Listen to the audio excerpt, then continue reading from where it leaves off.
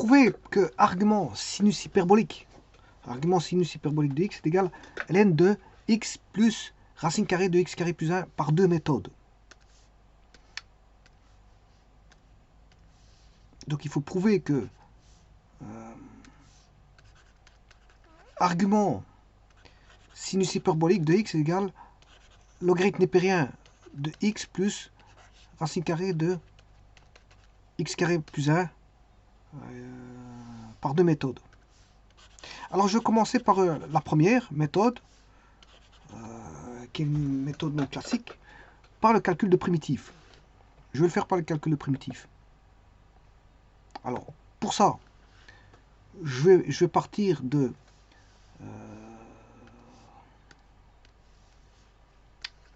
dx sur racine carrée de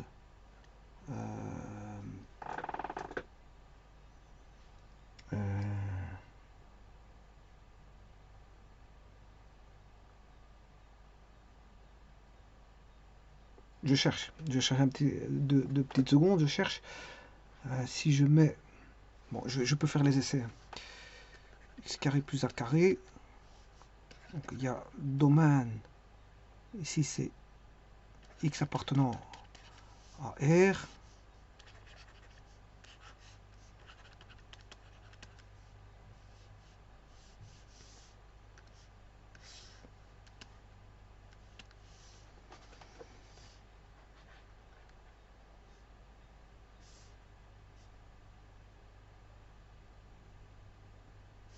Alors, je vais d'abord dessiner la fonction sinus hyperbolique.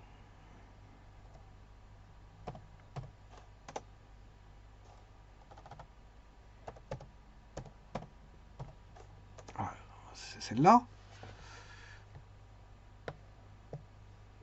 Et l'argument sinus hyperbolique, ben, c'est la réciproque de celle-là. Donc, c'est-à-dire que vous dessinez la fonction identité et vous faites la symétrie, on va dire, orthogonale par rapport à y égale x.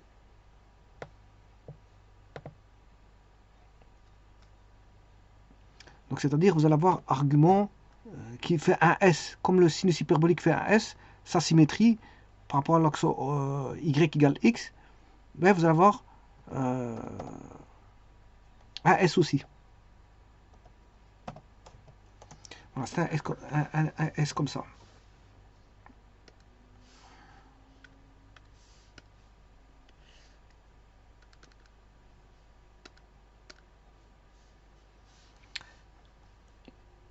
Bon, donc l'argument sinus hyperbolique, voilà.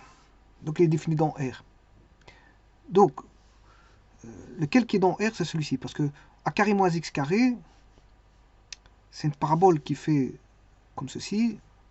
On a moins A plus A. Elle est positive entre moins A plus A. Donc ici, le domaine est compris entre moins A et A.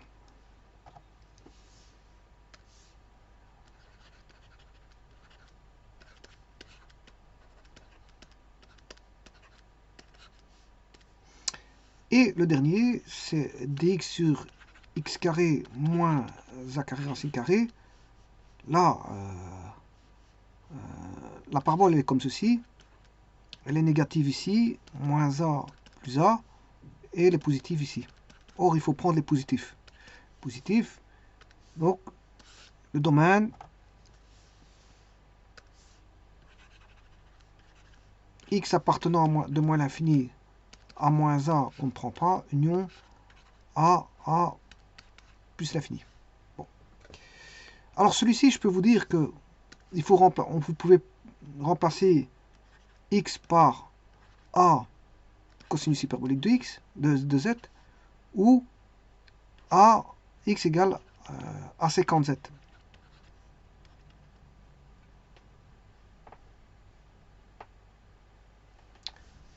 Pour celui-là ici, vous comprenez qu'on peut, c'est le domaine d'un a sinus z ou a cosinus z, donc vous pourrez remplacer par a sinus z, voire x égale a cosinus z. Et le dernier, là, justement, c'est celui-là que je peux mettre soit en sinus hyperbolique de z, voire en tangente de z. Ouais. Et donc, je vais faire le calcul pour les deux, et vous allez voir que je vais obtenir l'égalité mentionnée. Donc, alors, bien sûr, je prends A égale 1. Si A égale 1, je vais calculer la primitive de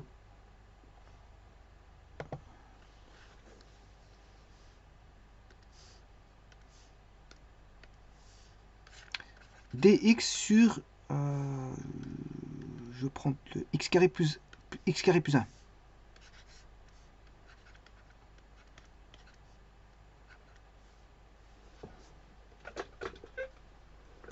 X carré plus 1. Bon, on va poser u égale, ou plutôt x égale a sinus hyperbolique de z, dx vaut a cosinus hyperbolique de z différentiel de z. On a a cosinus hyperbolique de z différentiel de z sur racine carrée de a carré sinus carré hyperbolique de z plus a carré, oui, mais ici j'ai pris le a vaut 1. J'ai pris le a valant 1. Donc ça je vais effacer. J'ai pris le a valant 1.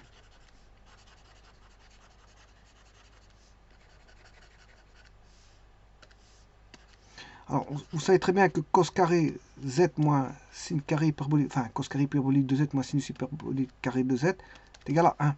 C'est-à-dire que 1 plus sin hyperbolique de carré vaut cosinus hyperbolique carré.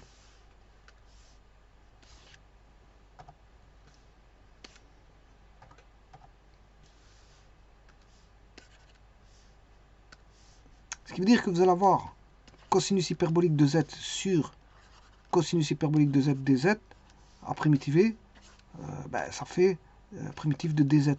Primitive de dz, ça fait z. Et comme z, ouais, vous avez dit que z c'est sinus hyperbolique, donc, enfin, x égale sinus hyperbolique de z, donc on peut dire que z c'est arc sinus hyperbolique de x. C'est x sur 1. Hein.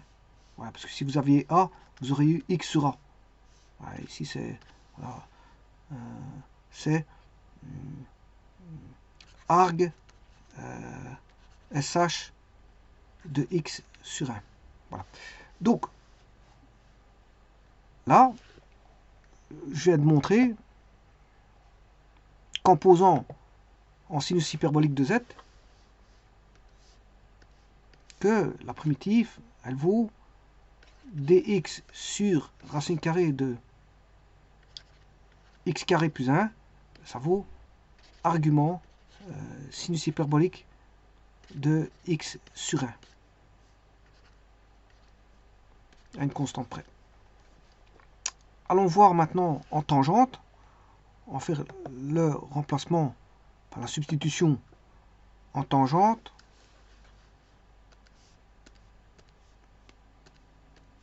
Dx sur racine carrée de x carré plus, normalement c'est a carré, mais je mets a carré égale a égale 1, donc a carré égale 1.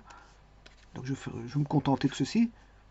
X est égal à a tangente z, différentiel de x est égal à sécante carré z dz. J'ai dit que je prenais a égale 1. Ce qui fait sécante carré z différentiel de z sur primitive racine carrée de sécante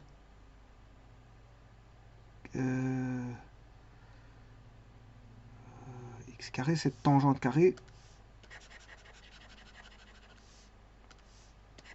Tangente carré z plus 1. Là, on va se retrouver avec primitive de sécante carré z dz. Je rappelle que 1 plus tangente carré z, ça fait sécante carré z. Racine carrée de sécante carré z, c'est sécante z. Donc vous avez sécante carré z sur sécante z. Ça fait primitive de sécante z dz.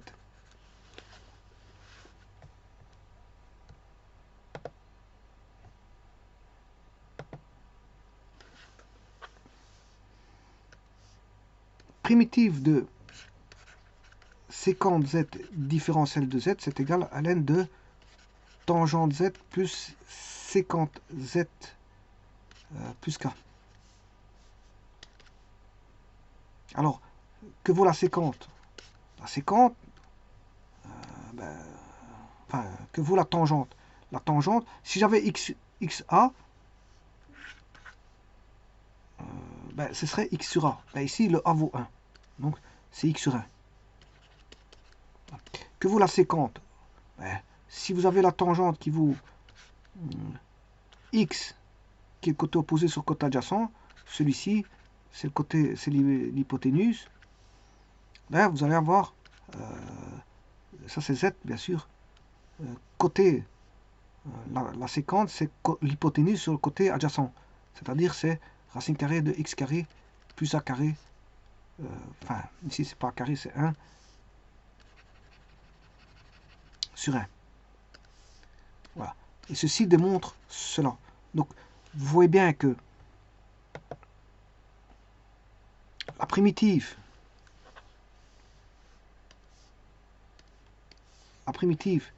de dx sur racine carrée de 1 plus x carré est égale à argument sinus hyperbolique de x sur 1, il est là, égale argument sinus hyperbolique de x sur 1, bon, à une constante près, mais c'est aussi le logarithme népérien, voilà, de x sur x carré plus 1 plus k. Donc c'est aussi ça. Donc en d'autres termes, c'est ln de x plus racine carrée de x carré plus 1. Bien sûr, plus k. Alors on va vite voir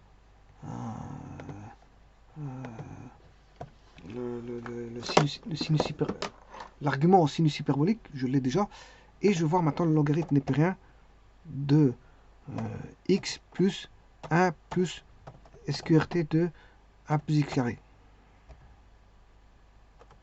Alors qu'est-ce qu'on constate? Ben, c'est... Oui, attention qu'ici il y a un petit problème. Oui, je mets 1 plus 1 en trop. Voilà, c'est la même chose. Vous voyez que c'est la même chose. Hein. Ce sont les deux mêmes fonctions. Bon, maintenant, je vais le faire d'une autre manière. Je vais le faire par les équations. Enfin, par les réciproques. Par les fonctions réciproques. Alors, je reprends la définition de, comment on appelle ça, de l'argument sinus hyperbolique. Je vais considérer que y égale argument sinus hyperbolique de x, ça équivaut à dire, puisque c'est une fonction réciproque, que x est égal à sinus hyperbolique de y. Alors je rappelle que le sinus hyperbolique de y, par définition, c'est e de, bien sûr, comme je suis en y, c'est e de y moins e de moins y sur 2. Alors je vais mettre tout au même dénominateur qui est e de y. De cette façon-là, je vais avoir e de y moins e de moins y fois le e de y que je viens d'incorporer. Voilà. Ce qui fait e de y fois e de y moins e de moins y fois e de y sur 2e de y. Alors, je vous rappelle que e de y fois e de y, c'est e de y plus y, ce qui fait e de 2y. Donc on a e de 2y, et que e de moins y fois y, c'est moins y plus y, ça fait 0y. Et e de 0y, c'est e de 0, ça fait 1. Donc on aura moins 1 sur 2e de y. Et ça, c'est sinus hyperbolique présenté d'une autre façon. Et donc je partais à partir de là, qui vaut y, hein, bien sûr. Sinus hyperbolique, enfin, qui vaut x, je m'excuse. Le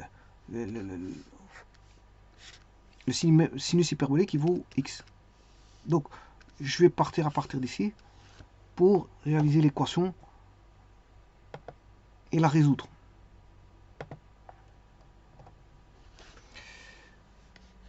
Alors, on aura E de 2y moins 1 est égal à 2x E de y. En d'autres termes, E de 2y moins 2x E de y moins 1 égale 0.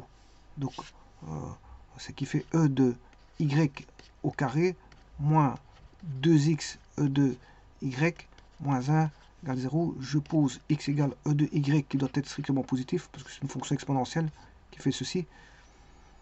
Donc, c'est x carré moins 2x grand X moins 1 égale 0.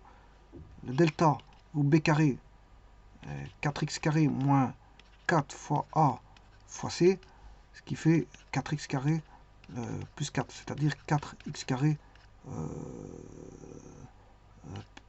plus 1.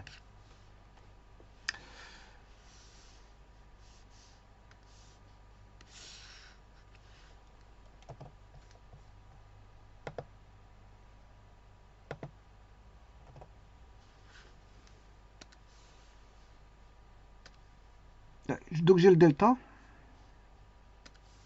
Les racines, c'est x1.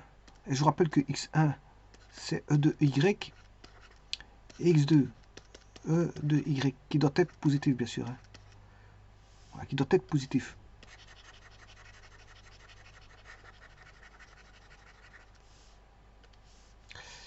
Alors,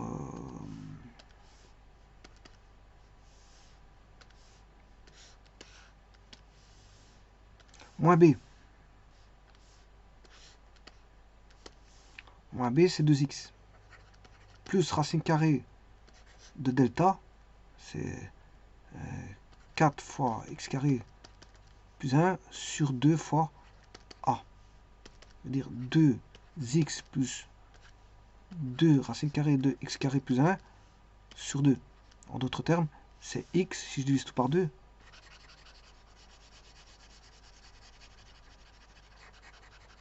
Voilà, c'est x carré plus 1.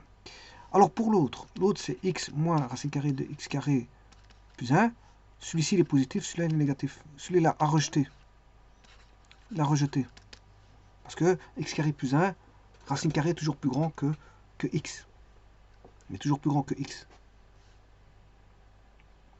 Donc on en retient un seul qui est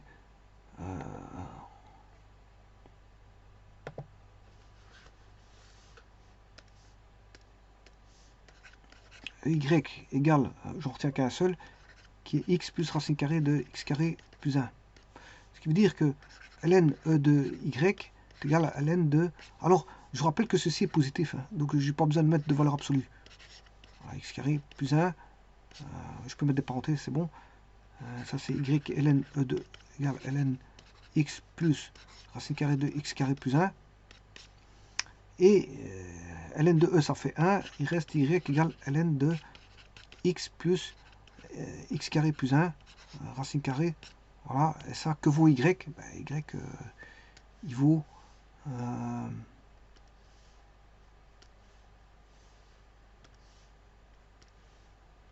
arc sinus hyperbolique de x. Y il vaut arc sinus hyperbolique de x.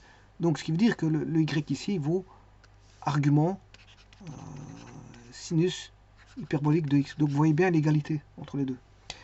Bon, ceci étant dit, supposons maintenant je veux écrire argument sinus hyperbolique de x vaut ln de x plus racine carrée de x carré plus 1. Bon, voilà. Supposons que je veux écrire par rapport non plus à x, mais par rapport à x sur a. C'est ln de x sur a plus x sur a au carré plus 1, ce qui fait ln de x sur a plus x carré plus a carré sur a carré. Voilà. Et le a carré, je peux sortir de la racine carrée pour avoir ln de x plus racine carrée de x carré plus a carré sur a. Alors, dans le cas primitif, on peut faire tomber le a parce que c'est ln de x plus racine carrée de x carré plus a sur ln de a. Mais ln de a moins ln de a. Et moins ln de s, c'est considéré comme une constante parce que a étant une constante, ln de a étant une constante aussi. Donc moins ln de a rentre dans la constante de la primitive. Si vous avez uniquement du ln, parce que si vous avez du cosinus hyperbolique en argument avec du ln, vous ne pouvez pas enlever le a. Si vous avez du cosinus hyperbolique qui reprend le ln, là vous pouvez pas. Si le ln est tout seul, dans les primitives, vous pouvez faire tomber le a. Alors maintenant, voyons voir l'égalité sur GeoGebra. Donc, regardez h de x sur a.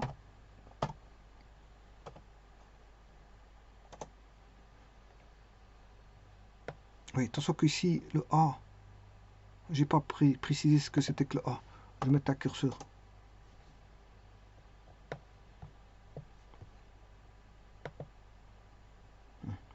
J'aurais dû pas faire ça. Je vais mettre un curseur. Bon. Je vais revenir en arrière.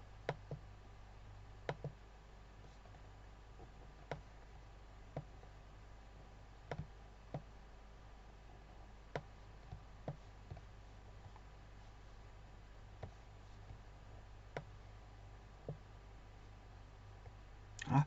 Je vais mettre un curseur A.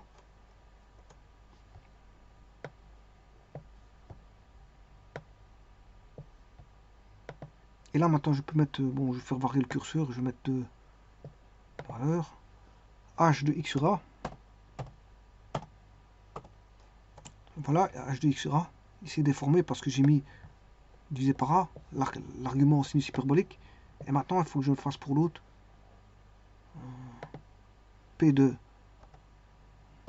x sur a. Vous voyez ce qu'il donne. Hein.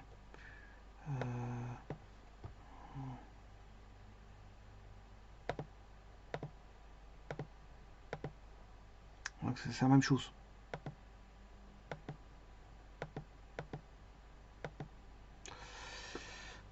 Elle est déformée par rapport à l'autre.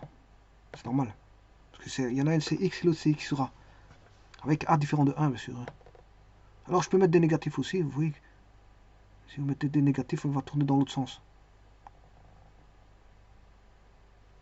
A positif, A négatif. A positif, A négatif.